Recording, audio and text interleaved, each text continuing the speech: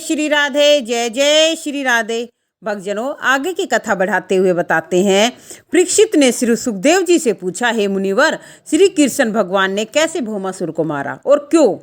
भौमासुर ने उन हजारों कन्याओं को क्यों रोक रखा था, यह हमें बताइए। श्री सुखदेव जी बोले, हे परीक्षित, एक समय श्री कृष्ण सत्यभामा के मंदिर में विहार कर रहे थे। वहां इंद्र ने आकर भगवान से कहा, हे भगवान, मेरा छत्र और अदिति के कुंडल को भौमासुर हर ले गया है। समेरु पर्वत पर हमारे मणि पर्वत का नाम स्थान को भी उसने छीन लिया है।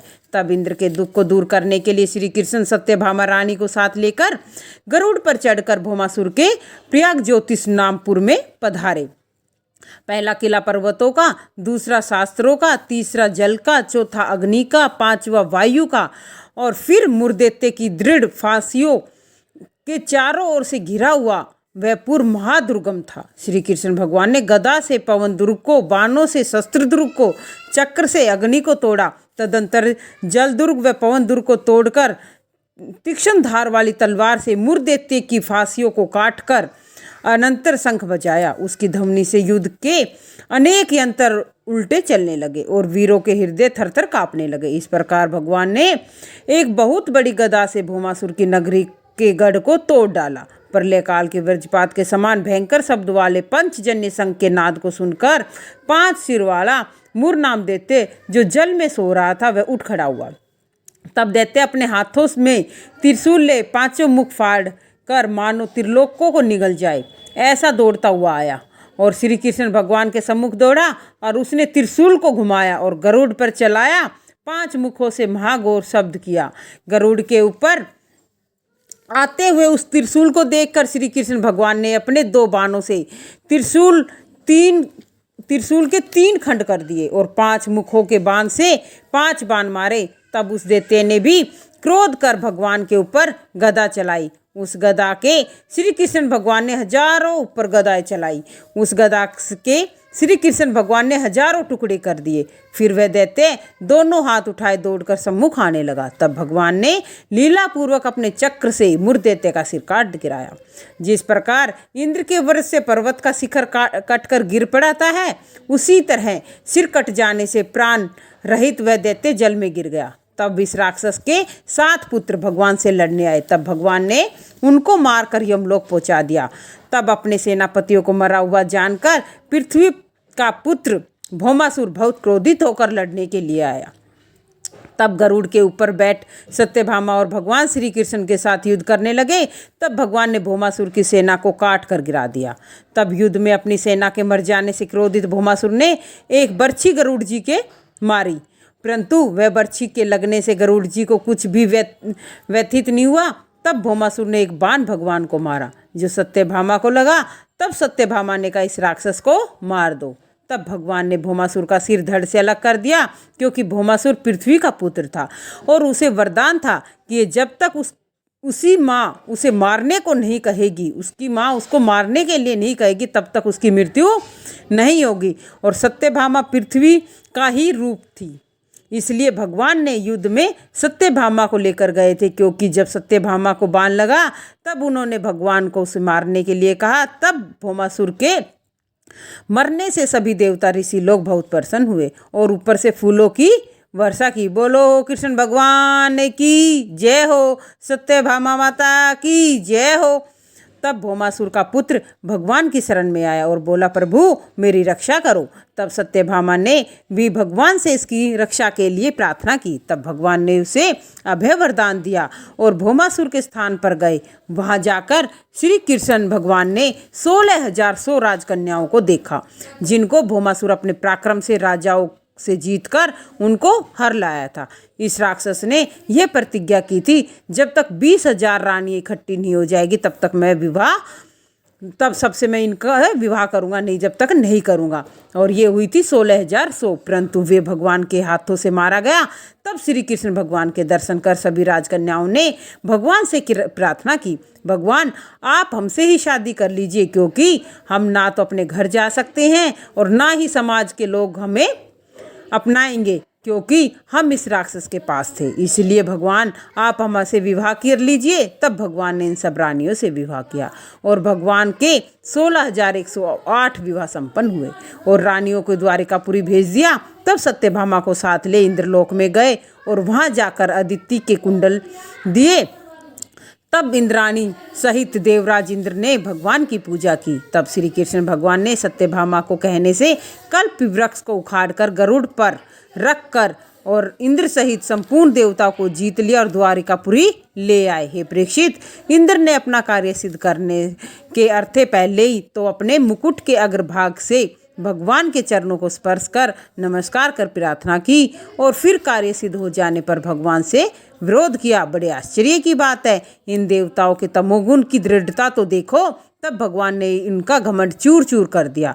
तब द्वारिकापुरी में आकर अपने गृहस्थ धर्म को निभाने लगे और जितनी रानियां थी भगवान ने अपने उतने स्वरूप बनाए। तब भगवान ने अपने पति रूप में पाकर वे रानियां दिन प्रतिदिन भगवान से अपना स्नेह लड़ाती और आनंद पूर्वक अपने जीवन में को व्यतीत कर रही थी। भगवान ने इन सारी रानियों के 10 पुत्र और 1 पुत्री हुई, प्रत्येक रानी से पैदा हुए और इस तरह भगवान का एक विशाल वंश का निर्माण हुआ। और इस प्रकार यादव वंश का निर्माण हुआ। और आगे की कथा बढ़ाते हुए बताते हैं श्री कृष्ण भगवान ने किस प्रकार रुक्मणी के कथन कहे। श्री सुखदेव जी बोले, राजन, अपने पति श्री कृष्णचंद्र जी रुक्मणी जी की सेवा कर रही थी और रुक्मणी जी की सेवा से परमानंदित को प्राप्त भगवान हंसकर कहने लगे कि राजपुत्री, तुम्हारे लेने के निमित्त आए हुए महाप्रतापी शिशुपाल आदि राजा लोगों को छोड़कर हमको तुमसे किस कारण अपना पति बनाया? तुमने हमें किस कारण अपना पति बनाया?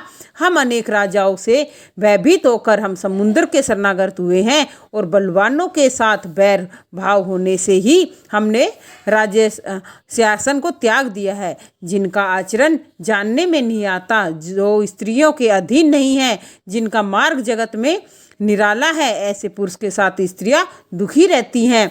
हे रुक्मिणी, तुमने कुछ विचार नहीं किया और नारद आदि भिक्षुकों के सराहने से मुझ गुणहीन को वर लिया। तो अब भी तुम अपने योग्य वर को ढूंढ सकती हो और मेरे में कोई गुण नहीं है, तो अब भी तुम अपने योग्य किसी उत्तम क्षत्रिय को वर लो, जिससे तुम इस लोक और परलोक में सत्य कामनाओं को प्राप्त कर लो। और अंधे, अभिमानी, दुष्ट राजाओं के अहंकार को दूर करने के लिए मैं तुमको हर लाया था। मैं तो उदासीन हूँ, मुझको पुत्र व धन की अभिलाषा नहीं है। अपनी प्यारी रुक्मिणी का अहंकार दूर करने के लिए भगवान इतना कहकर चुप हो गए। और तब श्री कृष्ण भगवान का ऐसा प्रिय वचन सुनकर रुक्मिणी भयभीत होकर कांपने लगी और रोने लगी और मूर्छित होकर गिर गई। रुक्मिणी हादसे की गंभीरता को नहीं जान पाई और तब श्री कृष्ण भगवान ने अपनी पत्नी को प्यार देखकर दया से द्रवित होकर कहा, रुक्मिणी जी को गोद में लिया और उनके आंसू पूछे। तब रुक्मिणी को प्रसन्न करते हुए भगवान बोले, रुक्मिणी, तुम मुझको दोष दृष्टि से नहीं देखना। मैं जानता हूँ कि तुम मुझ में प्रायण हो। केवल तुम्हारे वचन सुनने की इच्छा से हमने ये हंसी की थी। गृहस्थियों के घरों में अपनी प्राण प्यारी के साथ हंसी करते समय व्यतीत करना ही परम लाभ समझा जाता है। तब श्री कृष्ण भगवान ने रुक्मिणी जी को इस प्रकार समझाया और अब इस हास्य को जानकर प्यारे श्री कृष्ण मुझको त्याग देंगे, इस भय को त्याग कर लाज भरी मुस्कान और सुंदर स्नेहमयी चितवनी से श्री कृष्णचंद्र भगवान के मुखार बिंद को देखती हुई रुक्मिणी जी बोली, भगवान, आपने कहा और हम तुम्हारे समान नहीं हैं, तो यह आपका कथन ठीक है, क्योंकि कहाँ आप सब गुण संपन्न ईश्वर है और मैं कहाँ। आपने जो कहा हम स्त्रियों के अधीन नहीं होते, हाँ प्रभु, आपने ये सत्य कहा, क्योंकि जो लोग आपका आश्रय लेते हैं वे स्त्रियों के अधीन नहीं होते।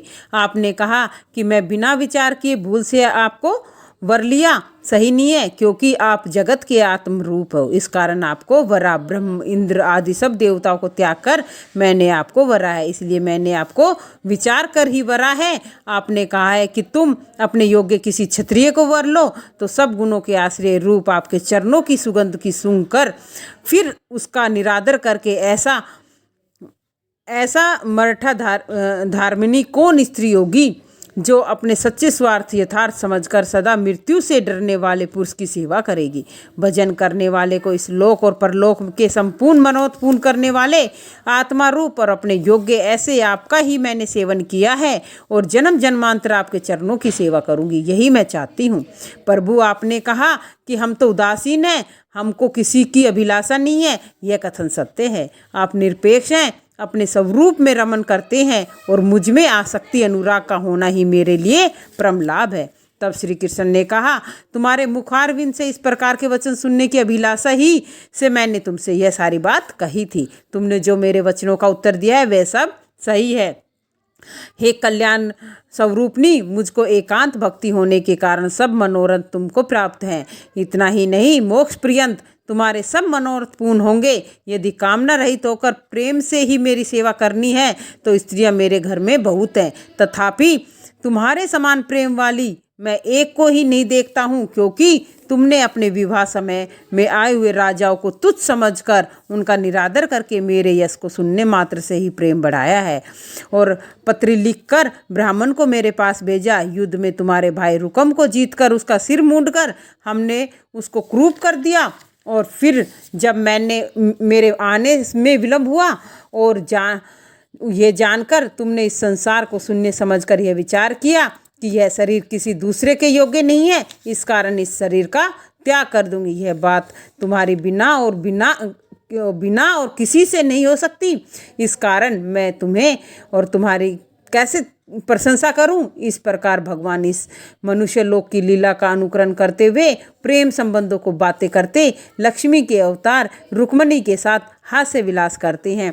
परमात्मा मनुष्य जन्म में आए हैं और मनुष्य किस प्रकार हास्य करता है और किस प्रकार प्रेम करता है, ये सब परमात्मा बताना चाह रहे हैं और यही भक्तों को संदेश देना चाह रहे हैं कि गृहस्थ जीवन में भी आप कैसे खुश रह सकते हैं, कैसे प्रेम कर सकते हैं। भक्तजनों, कहने का अभिप्राय ये है कि हम अपने गृहस्थ जीवन को भी खुशी से जिए, तो ये भी प्रभु का भजन है, ये भी प्रभु का प्रेम है। यदि गृहस्थ जीवन में भी प्रेम होगा तो प्रभु में अपने आप ही प्रेम होगा। यदि गृहस्थ जीवन कलह से गुजरेगा तो ना कोई भक्ति होगी ना कुछ होगा। इसलिए सबसे पहले अपने गृहस्थ जीवन को अच्छे से चलाओ, फिर उसके बाद जो भक्ति होती है वो प्रेम पूर्वक होती है, उसमें आनंद भी आता है। इसी के साथ जय जय श्री राधे, जय जय श्री राधे, जय जय श्री राधे।